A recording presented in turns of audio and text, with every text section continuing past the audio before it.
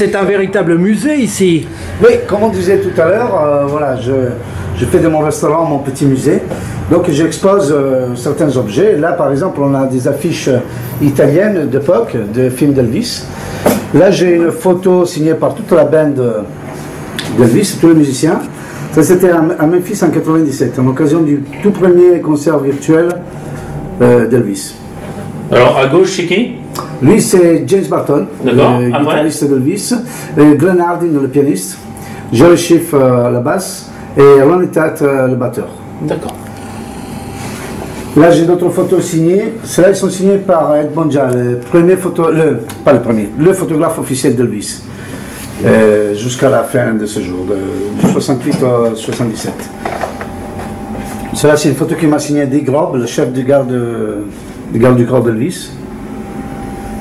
Là j'ai un petit clin d'œil à Jim Vincent et Carl Perkins que j'aime bien. Ça c'est Jean-Michel, un ami à moi qui m'en a fait cadeau. C'est le musée. Le restaurant de Carl Perkins, la carte du restaurant. Ici, j'ai des mémorabilia de Las Vegas, donc des menus. Ça, c'est des menus, parce qu'à Las Vegas, c'était des dîners spectacles. Donc, la carte pour pouvoir manger le menu, maintenant, c'est un objet de collection. Alors, dans cette vitrine, on a exposé un peu le côté artistique 70 d'Elvis. Donc, grâce à Mel Bouvet qui m'a donné son costume de scène. Et le costume de mon fils, que c'est le même qu'il avait Elvis, c'est le même modèle. D'ailleurs, là, j'ai mis une photo d'Elvis avec le même costume. Et on a aussi, j'ai mis des passes pour passer backstage, que j'ai eu par des gardes du corps d'Elvis. Ça, c'est un blouson qui appartenait justement au garde du corps d'Elvis. Tout son staff, il avait ce blouson-là, pour pouvoir se reconnaître au milieu de la foule. J'ai aussi exposé des baguettes de la batterie signées par DJ Fontana, premier batteur d'Elvis, et Ronnie Tate, dernier batteur d'Elvis, que j'ai eu la chance de rencontrer. Surtout DJ Fontana, j'ai eu la chance de pouvoir passer une semaine avec lui, ici sur la Côte d'Azur, et le rencontrer à plusieurs reprises aux États-Unis. Ici j'en ai quelques objets que, bon, exprès pour vous, parce que sinon ils sont à la maison en sécurité. On a des vidéos très rares en Super 8 mm, parce qu'à l'époque il n'y avait pas les DVD. Ça c'est le premier document et le seul document existant d'Elvis à Las Vegas en 69, donc son grand retour, filmé à l'époque par Jean-Marc Gargiulo, le président du fan club de Paris, qu'il a eu la chance pas seulement de le voir plusieurs fois en concert, mais de le rencontrer personnellement. Donc il a parlé plusieurs fois avec Elvis. Lui, Mathieu Méné-Capel, qui d'ailleurs il vient de faire un livre. Et j'ai d'autres objets, ça c'est des photo-albums qui étaient vendus pendant le concert d'Elvis. Là, c'est le tout dernier objet, la dernière acquisition, c'est une photo originale du 59 d'Elvis en Allemagne. Cette fille, c'est une Française qui a rencontré Elvis. Une semaine après, il est retourné le voir. Et Elvis lui a dédicacé, donc il s'appelle Rosemary, et il a dédicacé, signé. Et c'est très rare aussi qu'il a mis la date. Souvent en 59-60, il mettait la date Elvis. Mais après, il n'a plus jamais mise. Donc c'est vraiment très particulier. Ça, c'est un livre aussi particulier, un moment très particulier et très important pour Elvis. C'est quand il a été nommé en 70, et il a reçu ce prix le 15 janvier 71 à Memphis. Il a été nommé un des 10 jeunes les plus représentatifs d'Amérique. Donc pour lui, c'était vraiment une consécration, c'était quelque chose de très important. D'ailleurs, le prix qu'ils lui ont donné, et la médaille, longtemps, il a porté sur lui la médaille, et il a montré à tout le monde. Donc il était très fier de cette reconnaissance qu'ils ont. J'ai des courriers du colonel Parker. Je collectionne aussi des choses du colonel Parker. Sa femme, il m'a envoyé plusieurs objets, des photos signées. La femme du colonel qui habite à Las Vegas.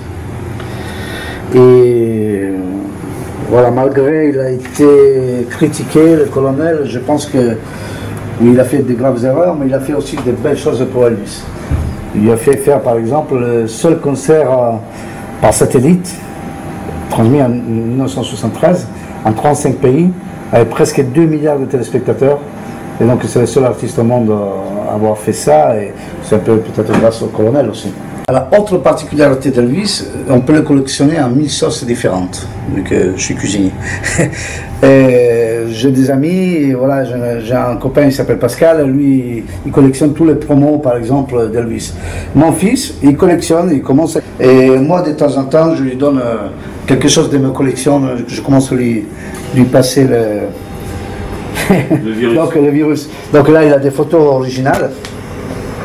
Des photos originales, des trading cards, des programmes. Par contre, elles sont récentes, ces statuettes-là? Ils sont faits, oui, ils ont été faites maintenant, les années, je pense, 90. Donc, on s'occupait des affaires avant tout, rapidement. C'était sa devise. Petite particularité, Claude François aussi avait l'éclair. Ah ouais? Ouais, dans Podium. Ah ouais. Donc, une Et petite lui, particularité. il avait fait un autre modèle avec TLC. Et c'était pour les filles, destiné à toutes les filles de son entourage, ses copines, tout ça. Et Tender Loving Care, une flèche, donc s'occuper de l'amour, de la tendresse avant autre chose. Et après, il y en avait certains qu'on peut favoriser par rapport à d'autres, style Joe Esposito, le road manager d'Elvis, à mon avis un des plus grands amis d'Elvis. Lui, il avait un diamant. Dans l'éclair, il y avait des diamants. Et il était appelé dans l'entourage Diamond Joe. Alors ici, on a un foulard, c'est le tout premier objet que j'ai eu appartenu à Elvis. Je l'ai eu grâce à Ed Mondial, le photographe d'Elvis. À l'époque, j'avais rien, j'étais à Memphis et grâce à lui, je suis arrivé à avoir un foulard qui lui a appartenu. Elvis, il avait coutume de donner, il voulait laisser quelque chose à ses fans, donc pendant ses concerts, il distribuait plusieurs de ses foulards à ses fans, qui maintenant ils sont gardés comme des reliques.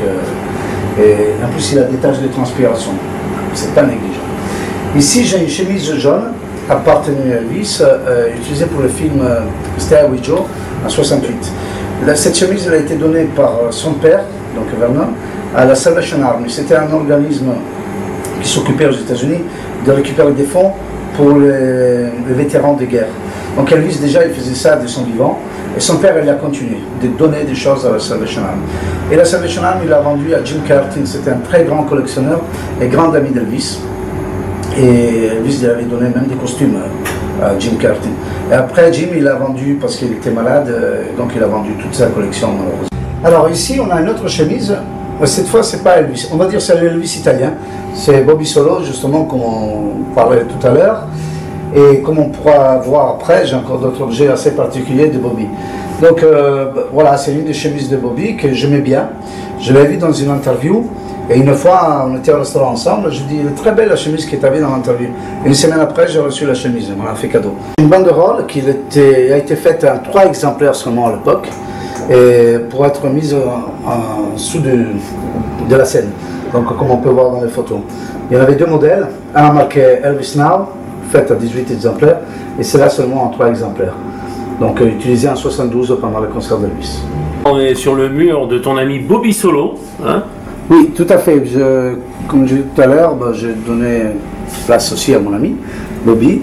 Et là, j'ai exposé des acétates. Un acétate, c'est un disque très particulier, souvent enregistré que d'un seul côté. C'est un disque en métal, donc il a une âme en métal. Et dessus, il n'y a pas du vinyle. C'est pas du vinyle, c'est de l'acétate. On peut l'écouter une dizaine de fois, après il s'abîme. Mais il a une qualité son extraordinaire. C'est la toute première copie qu'ils font en studio d'enregistrement. Donc normalement, ils en font de 1 à 3 copies. Et ça, c'est des acétates de Bobby qui m'a signé, il m'a dédicacé en plus. Donc c'est assez rare, et en plus, voilà, ils sont signés.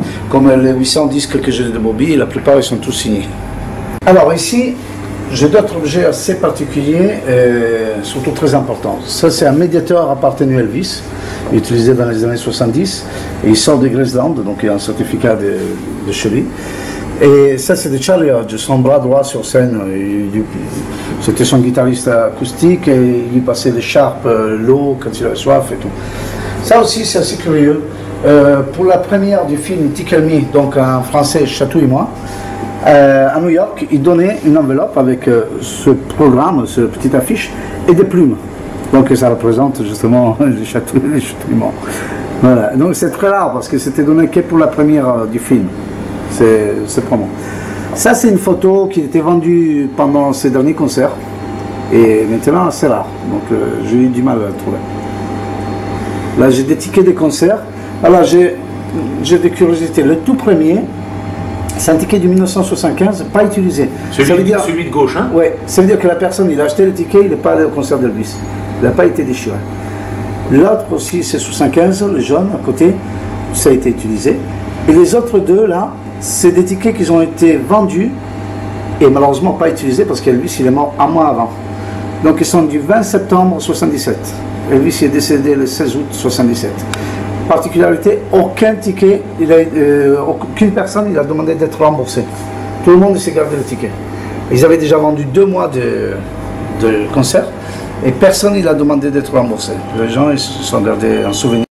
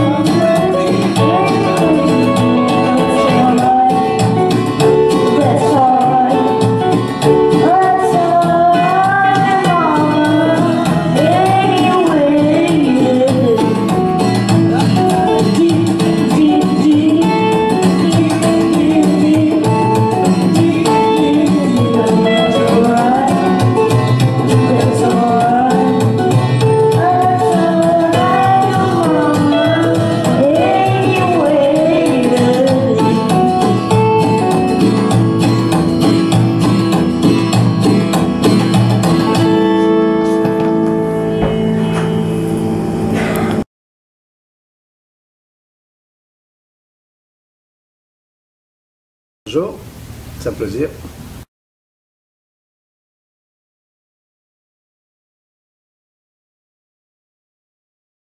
Alors, on va dire que mon enfance était déjà un peu rock'n'roll, peut-être. C'était déjà un signe, parce que j'étais un petit peu rebelle. Et voilà, après, je me suis passionné de musique à l'âge de 10 ans, donc assez jeune. Bon, j'ai vu un film d'Elvis et de suite, ça a été un éclair pour moi, en plein jour. Et voilà, et depuis, ça a commencé ma passion. Donc, je me suis calmé un peu parce que la musique est arrivée à me canaliser. Tu étais italien, donc tu es né en Italie, toi? Je suis né en Italie, où ça? Je suis né à Turin. À Turin. Voilà, en 69, donc je suis un jeune homme de 48 ans. Trop jeune pour avoir connu Elvis, malheureusement.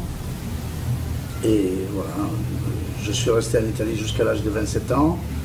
Et après, j'ai déménagé en France, je me suis installé ici à Menton maintenant. Voilà.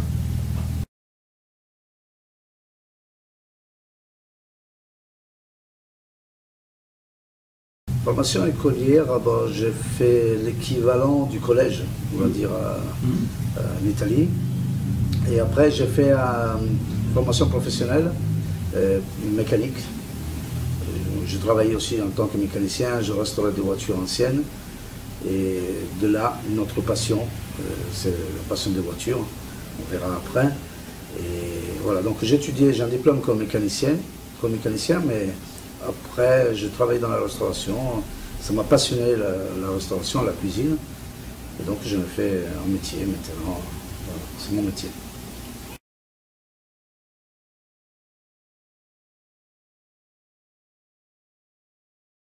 Pourquoi pas? Pourquoi pas aussi? Parce que moi je me demande comment ils font les gens ne pas aimer Elvis.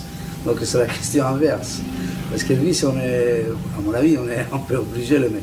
Si on aime la musique, Elvis était le plus grand chanteur déjà de tous les temps.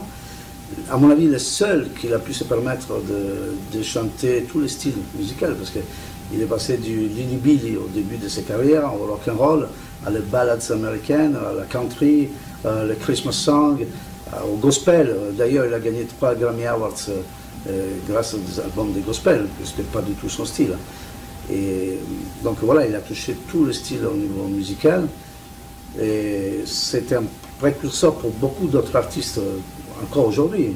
Beaucoup de grands artistes ils sont inspirés de lui. Il a démarré à quel âge, lui, précisément, a commencé à... Ben, Elvis, il a commencé à chanter tout petit.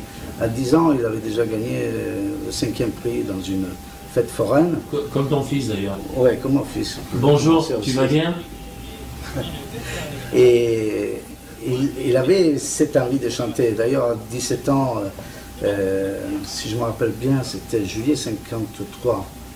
Il conduisait un camion, Elvis, il passait devant le studio Sun Records. Il a vu que pour 3,95 $ plus taxes, il pouvait enregistrer un disque, un acétate à l'époque, donc 2 titres. Et il s'est arrêté avec son camion et il a chanté My Happiness and That's When It All Began. L'histoire, la légende dit qu'il a enregistré ça pour sa maman. C'est pas vrai du tout, parce que sa maman, il n'a jamais vu, jamais écouté ce disque malheureusement. Elvis, il a fait ça parce qu'il avait déjà envie d'avoir du succès. Sorti de là, il est allé voir un copain à lui, un pote à lui, et il lui a fait écouter le disque. Il a dit écoute tout ça. Et il l'a oublié chez lui. Donc cette personne, il a sorti il y a quelques années, et il a vendu aux enchères un prix astronomique.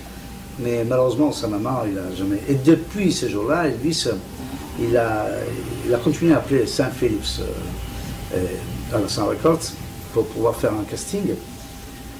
Et St. Phillips, à force, parce qu'il n'en pouvait plus, il a dit bon, ok, tu viens et on essaie d'enregistrer quelque chose. Donc il a appelé Scotty Moore et Bill Black, 2 musiciens qui jouaient de temps en temps au studio Sun, et il les a mis en studio une journée entière. Ça, c'était le 5 juillet 1954.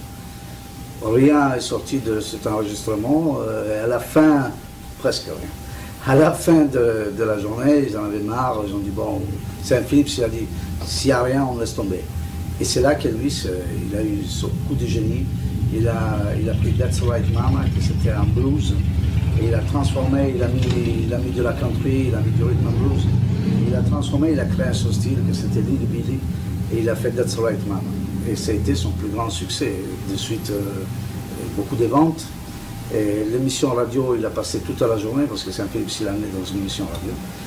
Et les gens, ils appelaient en continu pour repasser le disque. Donc le disque, il a passé toute la journée. Et là, c'était vraiment... Et c'est lui-même qui sent qu'il est capable de chanter comme ça Ah oui, c'était vraiment... C'est pas quelqu'un qui l'a repéré? Non, c'est lui qui savait... Il avait envie de chanter, il savait qu'il était bon, à mon avis. Et malheureusement, voilà, ce qu'il a fait là avec That's Right Mama, il a fait les premières années à la Sun Records, il a enregistré les plus beaux morceaux à mon avis.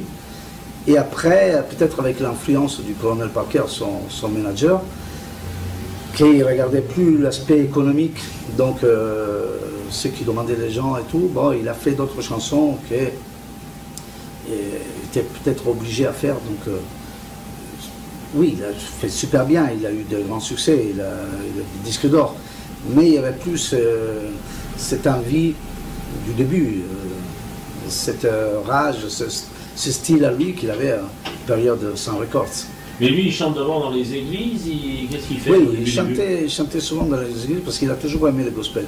D'ailleurs, jusqu'à la fin de sa vie, il a toujours chanté le gospel, souvent la nuit avec ses choristes, J.D. Salmon and the Stamps.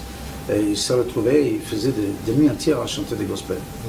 Donc Elvis, oui, il aimait beaucoup les chants religieux. Il était très religieux aussi d'ailleurs. Et voilà, et après il avait cette influence black aussi, parce qu'il a grandi dans un ghetto de Tupelo.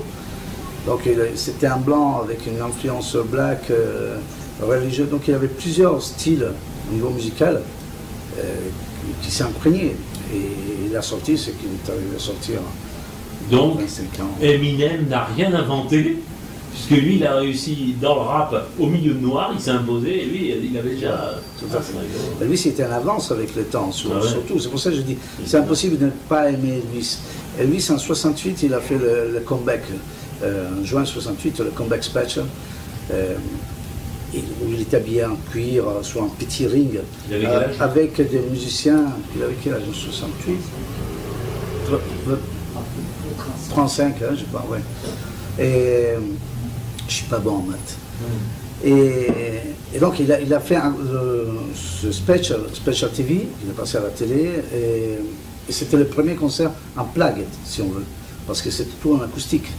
Chose qui maintenant est devenue à la mode. Maintenant tout le monde il fait des concerts en plague, de Johnny Hallyday, il fait une partie de son show en plague, il se mettait là avec la guitare acoustique, et comme si c'est entre amis, et joue ça. Mais lui, il a fait ça il y a 50 ans en arrière presque, 49 ans en arrière.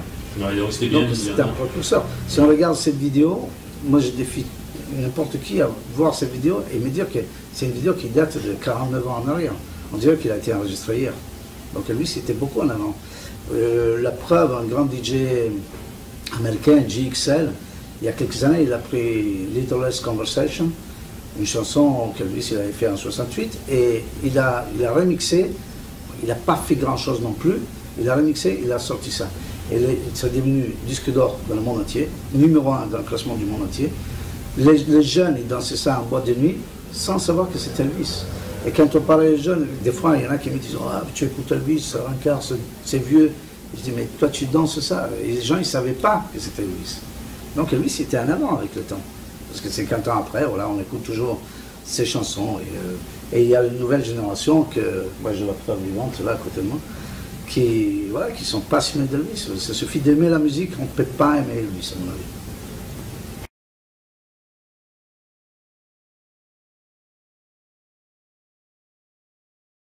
Sur la carrière d'Elvis, j'ai collaboré plusieurs fois, dans plusieurs domaines justement, où j'ai organisé des concerts. J'ai collaboré avec des gens qui ont travaillé avec lui, comme Jerry Osborne. C'est un des plus grands collectionneurs experts en matière Elvis.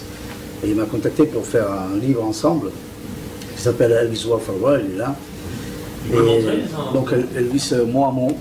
Et dans les remerciements, bon, il a mis mon nom. Mais ce qui me fait plaisir, c'est que, voilà, là c'est Jerry Osborne avec Elvis. Ah, tu peux le lever un peu. Et la couverture, fais voir un peu. Voilà, ça c'est Elvis World for World. Et dans les remerciements, donc il y a pas mal de gens qui ont collaboré, mais la plupart c'est des musiciens, c'est des gens qui ont vécu avec Elvis. Donc moi je suis le seul qui ne l'a pas connu. Même pas connu, pas seulement je n'ai pas vécu avec lui, même pas connu. Donc c'est pour moi un grand plaisir, un grand honneur. Et je collaborais à d'autres livres avec Sean O'Neill, un grand collectionneur aussi. Pareil, dedans il y a beaucoup d'objets de ma collection. Et on peut les acheter, les commander, ils sont spécialement aux États-Unis. Oui, ils sont sortis aux États-Unis, on ne les trouve pas dans les librairies ici. On peut le trouver encore sur Internet, sûrement en contactant Jerry Osborne, Sean O'Neill, on peut le trouver. Donc ça c'est partie de ma collaboration. J'organisais des concerts, comme je disais, au niveau caritatif. Donc ça c'est un autre aspect que j'adore de lui. Il faisait beaucoup de bénévolat, il faisait beaucoup de choses au niveau caritatif. Donc il avait un côté très humain, j'ai toujours aimé ça aussi. Et donc j'essaye de faire un peu la même chose que lui, donc j'organisais des concerts. En 2008, je fais venir Bobby Solo de l'Italie, et la sœur de Jerry Lee Lewis, donc Linda Gay Lewis des États-Unis, avec Jackie Chalard, un ami à moi, c'est un grand producteur, on a organisé ça et de temps en temps j'organise encore des soirées au niveau caritatif. Ouais, puis eux ils disent de suite oui. Oui, ils collaborent facilement. Oui, ils sont assez dispo. Ouais. Tu connais sa femme, ses enfants, Elvis? Non, je l'ai vu une seule fois, sa femme et sa fille, de loin, on ne pouvait pas s'approcher. C'était en 97 à Memphis, pendant le Candlelight Service, donc c'est la procession qu'on fait, que tous les fans d'Elvis ils font dans la nuit entre le 15 et le 16 août, avec les bougies, on passe sur sa tombe, c'est un moment pour se recueillir devant sa tombe. Et c'est très émouvant parce qu'il y a des gospels, on entend sa voix un peu partout à Memphis. C'est très très émouvant, très touchant. Et je l'ai vu de loin parce qu'il y avait tellement de gens, et il y avait plein de gardes du corps autour d'eux. C'est la seule personne que je n'ai pas connue. Sinon, au niveau proche d'Elvis, j'ai connu sa cousine, Donna Presley. Je l'ai rencontrée à plusieurs reprises. Beaucoup de ses musiciens, ses gardes du corps, j'ai toujours des contacts, j'ai gardé des contacts, on s'écrit régulièrement pour garder un peu, voilà, justement.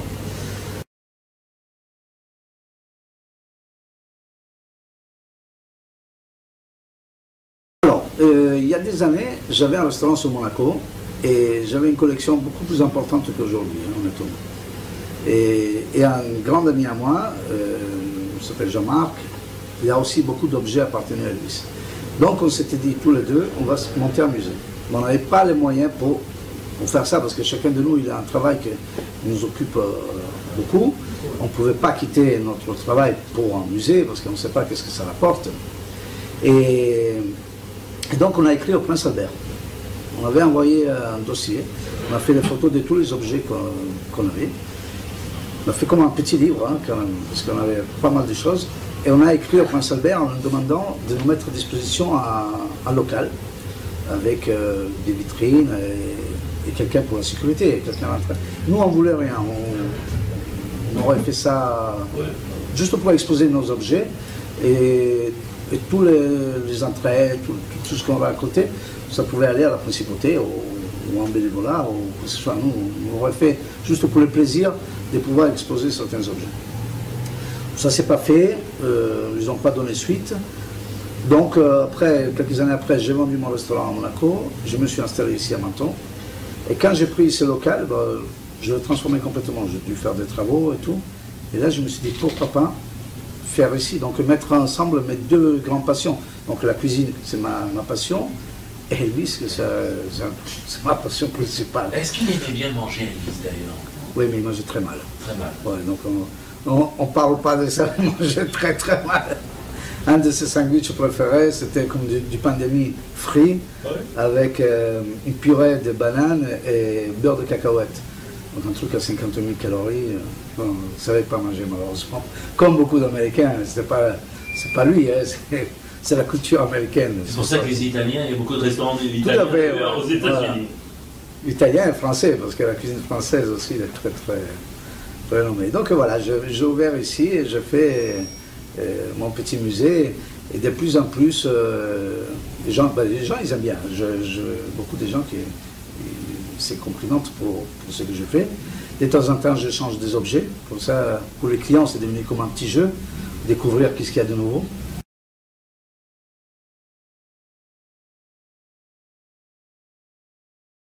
Non, mais on ne sait jamais. On ne sait jamais, oui. S'il y a quelqu'un vraiment que... Bon, moi, je le fais déjà parce que j'adore la musique. En général, hein, je ne fais pas que des trucs de lui ici. Hein. Je fais des concerts de tout style. Mais après, on ne sait jamais, oui, s'il y a vraiment quelqu'un de bien. Moi, j'ai quand même des connaissances dans le niveau de la musique que je peux le proposer. Après, c'est difficile aujourd'hui, mais pourquoi pas.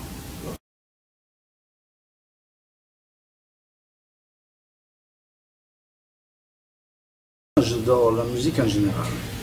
Je passe beaucoup d'Elvis ici au niveau fond musical, mais aussi d'autres artistes de toutes sortes. J'ai tous les disques de Johnny Cash, donc c'est du blues. J'ai beaucoup de disques de country. J'adore Tom Jones, j'ai toute la discographie de Tom Jones.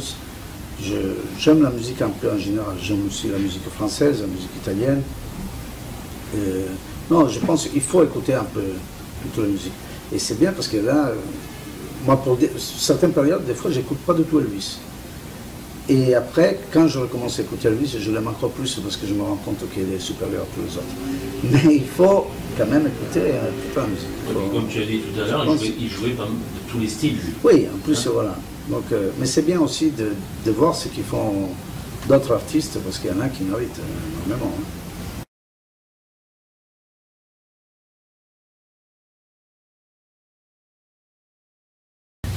Il y a des années, oui, pas vraiment avec la famille, mais avec Graceland, parce que j'ai un fan club ici en France. donc reconnu officiellement par Graceland. Je signale qu'au jour d'aujourd'hui, il y a encore 500 fan clubs officiels reconnus. Donc à 40 ans de sa mort, ça c'est une autre preuve encore qu'Elvis c'est quelqu'un de grand, parce que 40 ans après sa mort, avoir encore 500 fan clubs, et il paraît qu'il y a 250 000 imitateurs d'Elvis dans le monde, donc c'est énorme, ça c'est des records absolus. Donc voilà, j'étais reconnu officiellement par Graceland, c'est tout. Donc, après oui, c'est géré par Priscilla, donc elle était au courant aussi, hein. Il m'a envoyé un CD de Noël par exemple, chaque fan club ils envoient un CD pour Noël, la famille Presley, mais après c'est difficile d'avoir des relations vraiment plus particulières avec la famille.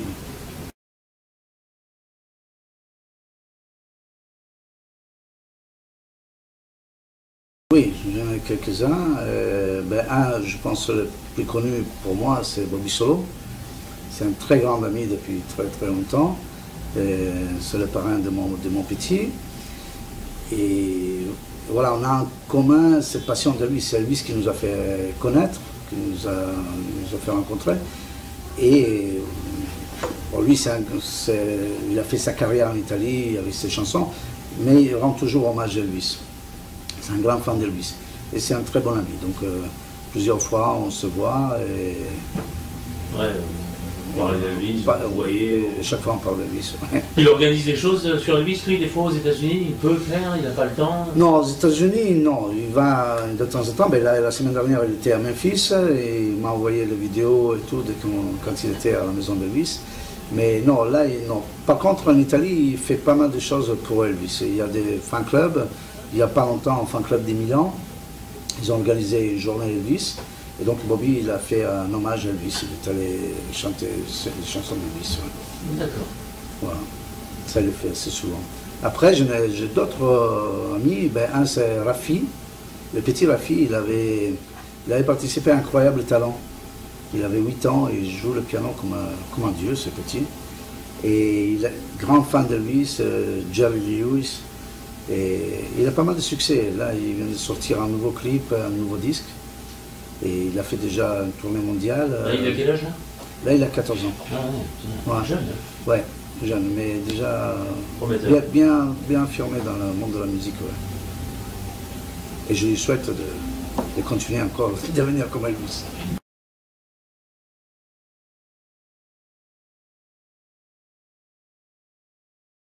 Oui, je pense que oui, sûrement, parce que on voit qu'il y a encore aujourd'hui, voilà, la nouvelle génération, ils s'intéressent à lui.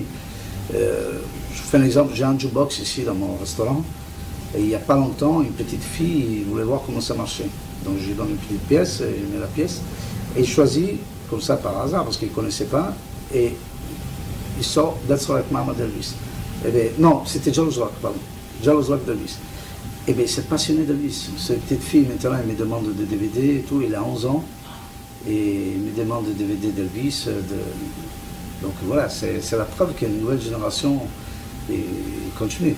Mon fils, il a 6 ans. Il fait déjà pas mal de participation au niveau spectacle avec des amis.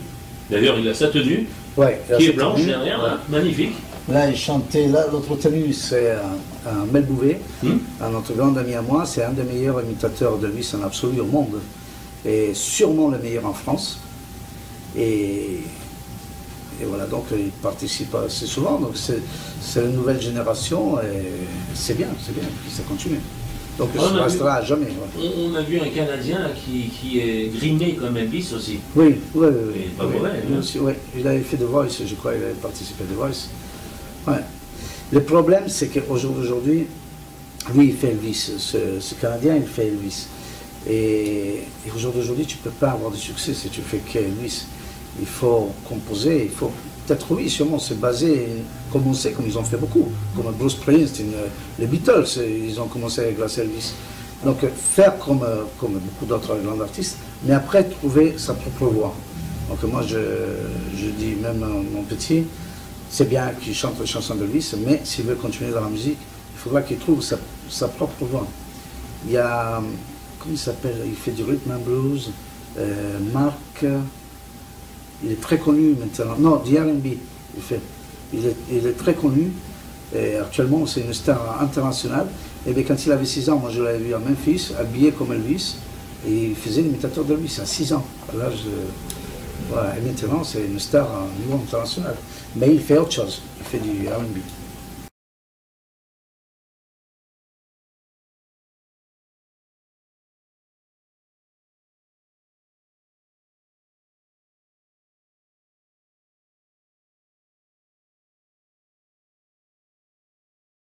Bonjour Thierry. Tu es un grand fan d'Elvis, on te remercie parce que c'est grâce à toi aujourd'hui qu'on est chez Lucas. Oui, ça me fait plaisir. Sans toi, on serait pas là. Avec bon cœur, tout ça. Toi, tu as eu la chance de pas mal voir Elvis dans le monde entier. Explique-nous un peu ton parcours, toi, en tant que fan. Hein. Ben, étant fan, étant un gamin à l'âge de 4 ans, j'ai ouvert les yeux au cinéma quand j'ai vu la première fois Elvis au cinéma, toi. Elvis au cinéma au Louvigno.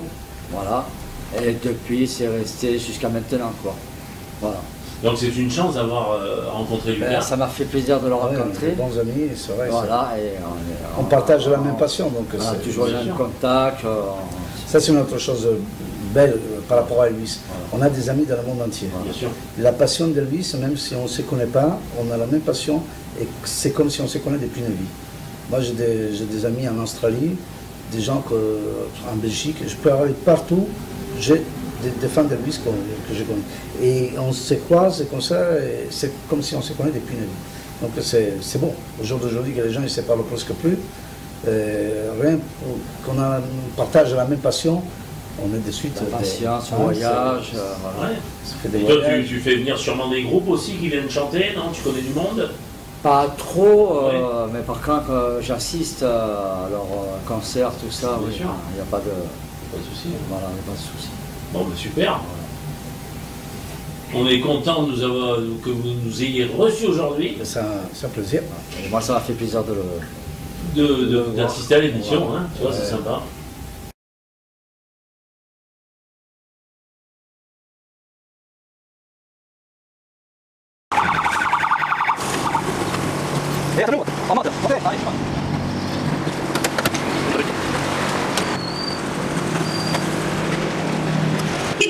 Là, tu es à fond Elvis, hein, c'est-à-dire que c'est la même voiture que Elvis a utilisée dans un film. Oui, tout à fait. Elvis, il n'a jamais eu de Buick parce qu'il était surtout passionné des Cadillacs. Parce que la Cadillac, ça représentait le succès aux États-Unis, la réussite. Mais Elvis, il avait le même modèle, en 51, donc une Buick de 51, dans le film Stairway Joe en 1968. Et la même couleur. Il se bagarre sous le toit de la voiture avec des potes à lui, donc il démonte un peu la voiture. Ça appartenait à la patronne du Negresco de Nice, le fameux palais niçois. Merci beaucoup. D'après